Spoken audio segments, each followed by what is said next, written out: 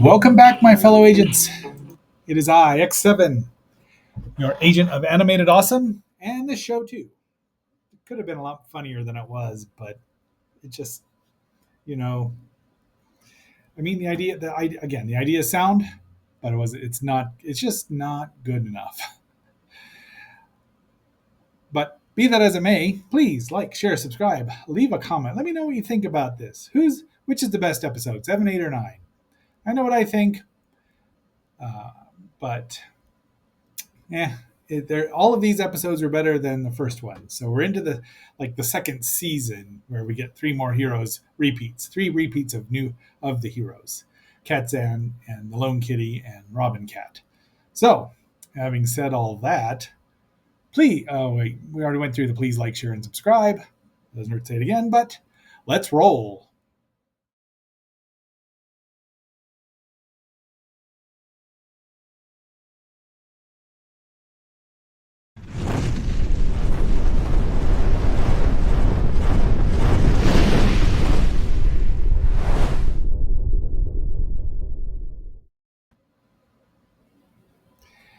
And like I said, here's what we're watching today. Okay, so our first episode 7, is Catzan or Not Catzan. And this aired October 18th, 1975. The synopses on Wikipedia are just completely off, completely for all three episodes. So sorry, they're just wrong. Um, we see Waldo's owner, or Waldo's human, and he gets in trouble for digging in the garden, even though it was Tyrone. And he gets put in the garage without any supper or any food. Now, Felicia's there and playing with a string, although I think that's just strung over her neck. They've been playing with yarn, which is very fun to watch. It's always fun to watch cats play.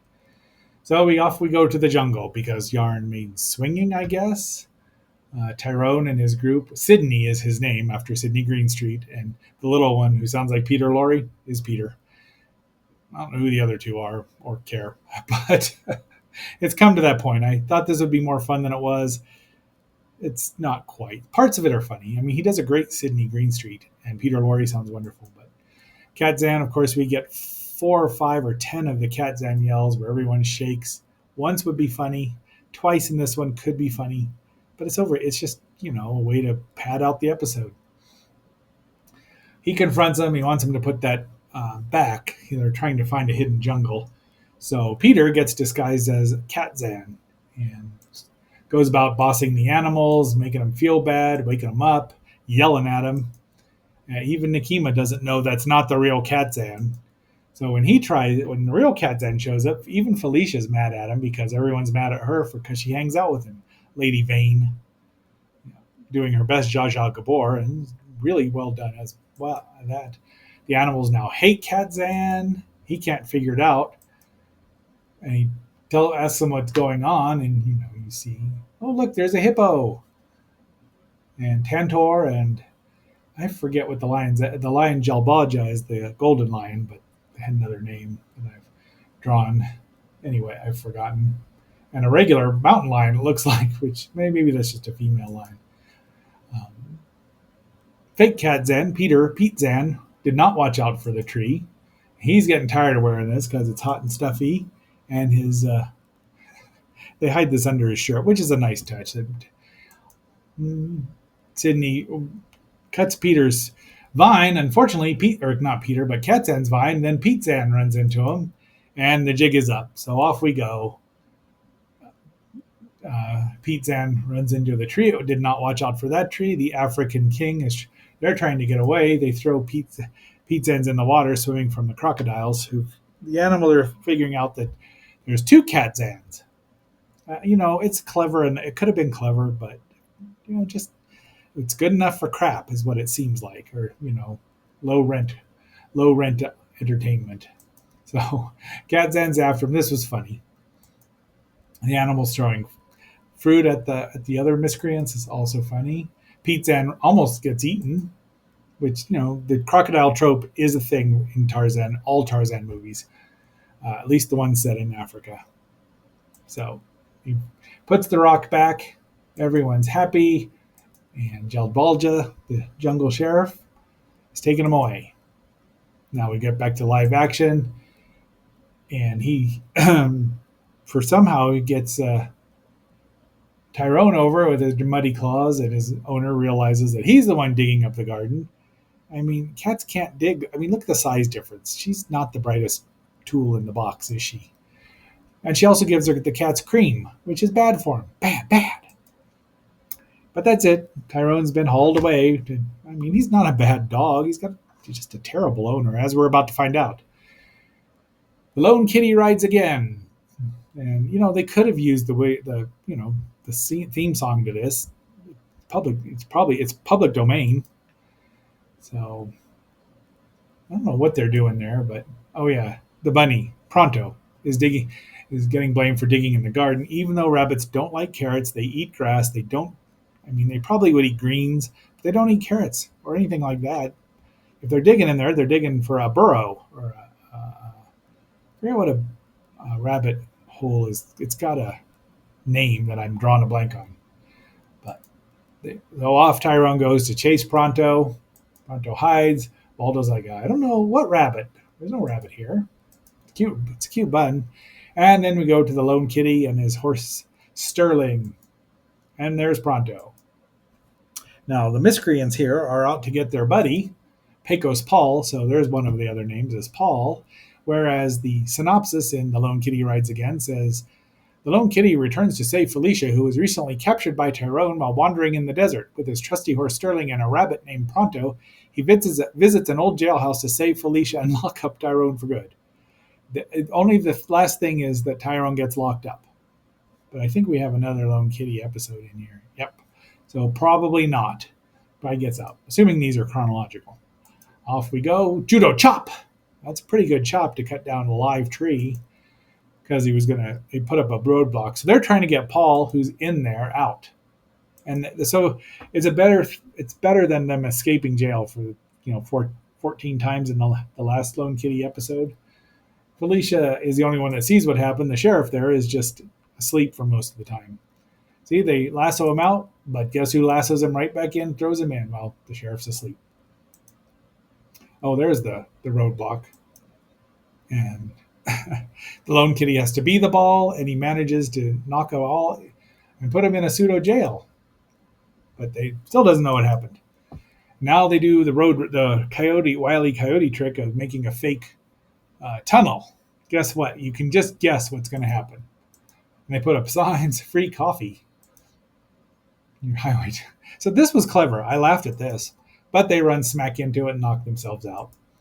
And they get captured and put in the U.S. mail, which is probably a felony even back then to mess with the mail. And Freddy's Ferry, free ferry on Friday. Clever. And, it's a good-looking cartoon. The backgrounds are nice.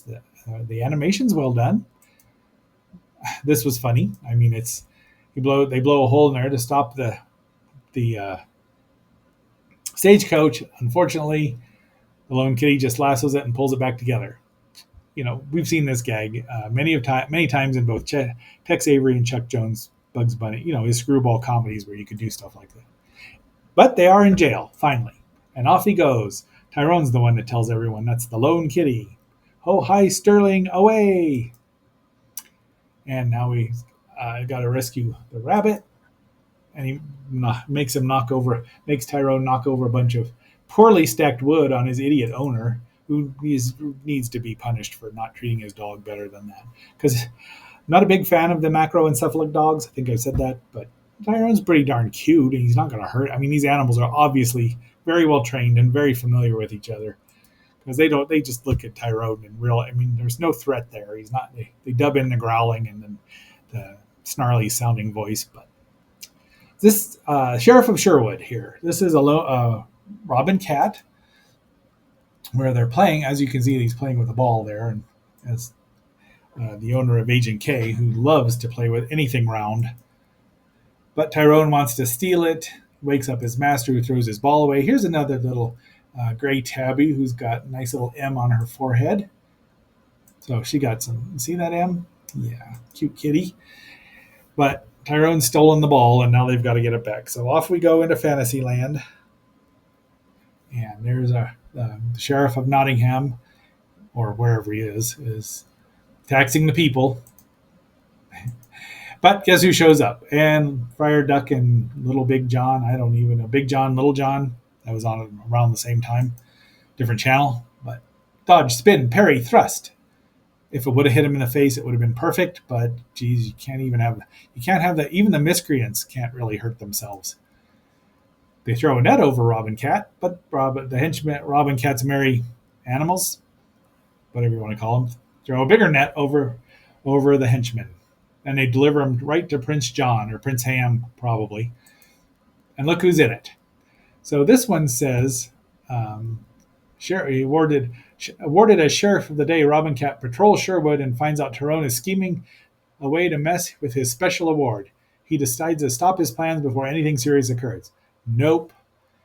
So Prince Ham calls up Merwin or Merwood or, the sorcerer, the king's magician, casts a spell on Lady Felicia, and they say they bring him in, and Prince Ham fires Tyrone and says, I want you to be the sheriff.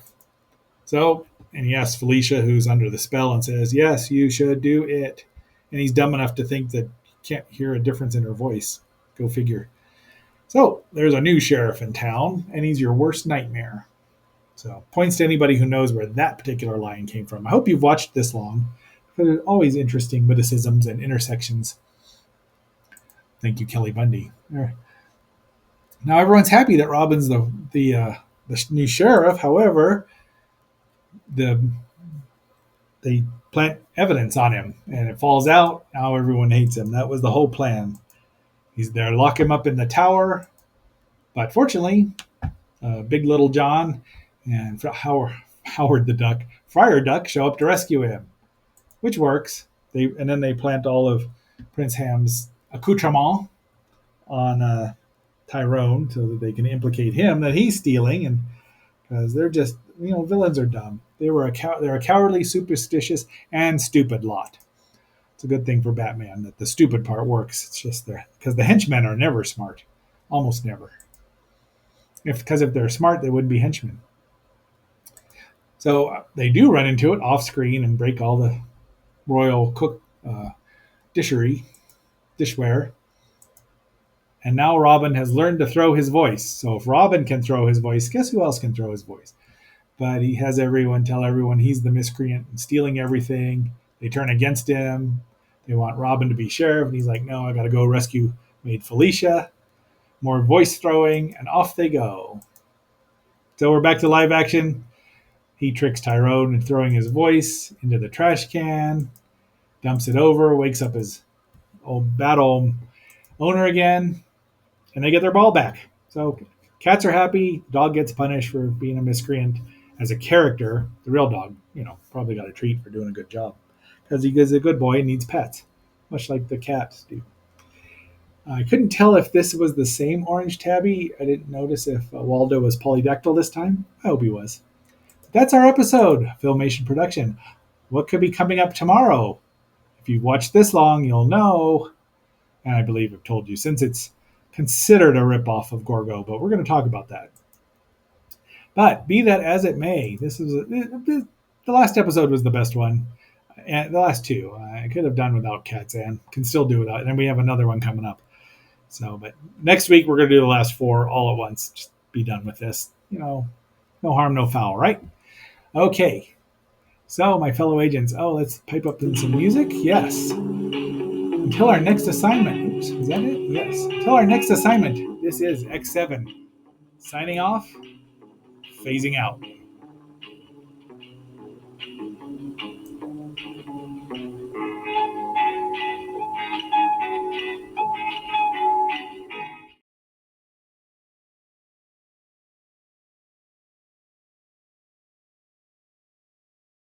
Today, modern man is preoccupied by the mysteries of outer space.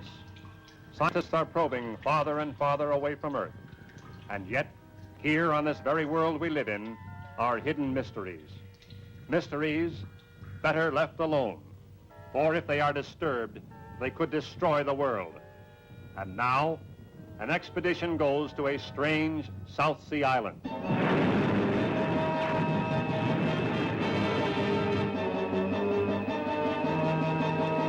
Through a forbidden jungle.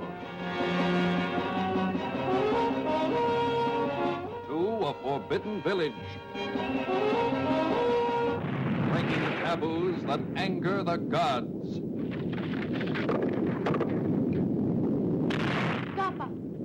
Papa angry.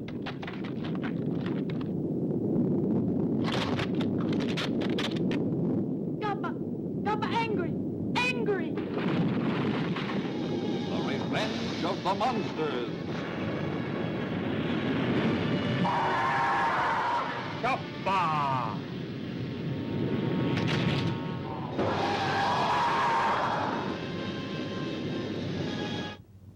The selfish whim of a magazine publisher. In this park, I will have strange tropical animals. Results in horrible destruction.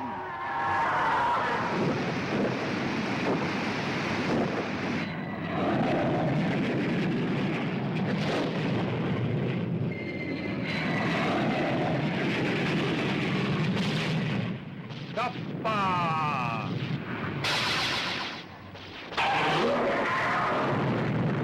Nothing can stop them.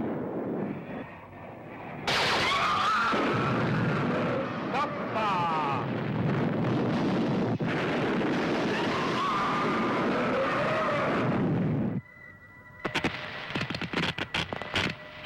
The monsters can actually think. And in addition, they can communicate with others of their own species.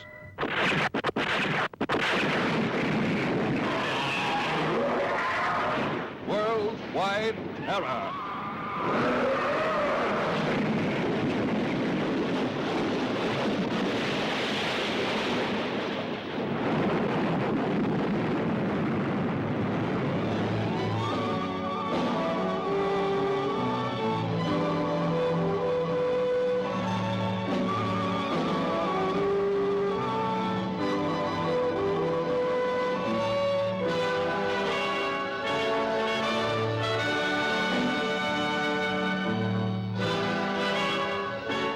Kappa! Coming soon.